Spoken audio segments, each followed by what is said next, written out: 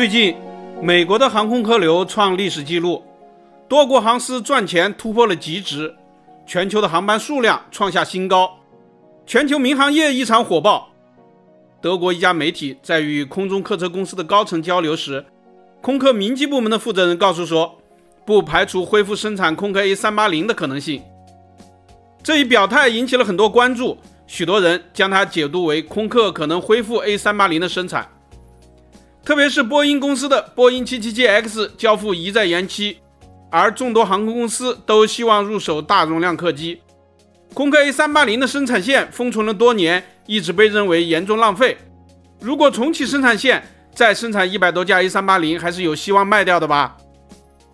另一个有力的证据是，英国商人创办环球航空，使用了被中国南方航空公司抛弃的空客 A380 客机，准备在大西洋航线上开展高端服务。这被认为 A380 实际上很有用武之地，会很受高端乘客的喜爱。于是有飞友问我们， A380 会复产吗？南航的 A380 还能回来吗？我们认为答案是否定的。虽然现在民航形势确实喜人，再卖掉100架的可能性也确实存在，但实话实说，全球民航业还没有复苏到值得重启 A380 生产线的地步，而且380的技术已经老旧，经济效益不高，就算重启生产也根本无法持久。英国阿老板的环球航空从一开始就有人批评，认为成功的几率不高。A380 的最大问题是油耗，自家没有油井的话，很难养活这种油老虎。再有就是它对经营水平的要求太高，只适合在高密度商务枢纽之间跑往返。所以从全球范围看，马来西亚、泰国、法国甚至是中国都玩不转这个东西。有一些运营商其实对成本关注不高，但无奈经营水平不够，赔钱赔得厉害，所以不会再复用了。现在全球 A380 一家独大，那就是阿联酋航空。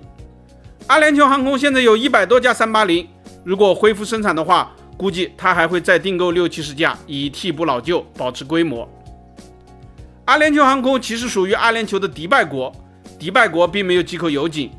阿联酋航空能够依靠380赚钱，完全是因为服务好，中转地位强大，吸引了太多高端旅客的缘故。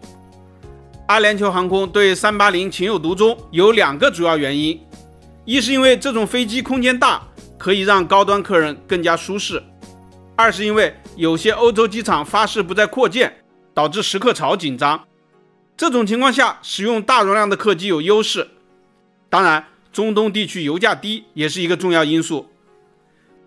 进入今年暑假以来，全球的民航业异常火爆，但如果因此判断说380恢复生产后销量会一直很好，那也是不对的。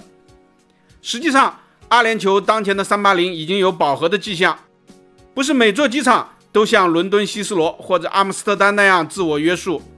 阿联酋航空已经将380配置到了诸如巴厘岛、基督城和毛里求斯等城市。在全球大部分航线上，380的赚钱能力并不比波音777-312要好。波音777-312至今仍然是全球洲际航线的最主要力量，它的空间同样也很大，最多可以容纳550名乘客。关键是它只有2台发动机，经济性要比380好太多。因此，更多的航空公司在等待波音推出779和770时，他们并不会选择空客 A380， 除非380推出双发版本。还有一种观点认为，世界经济没有想象的那般美好。美国股市确实强劲上升，然而俄罗斯不行了。其他的国家也遇到房地产等诸多因素的困扰。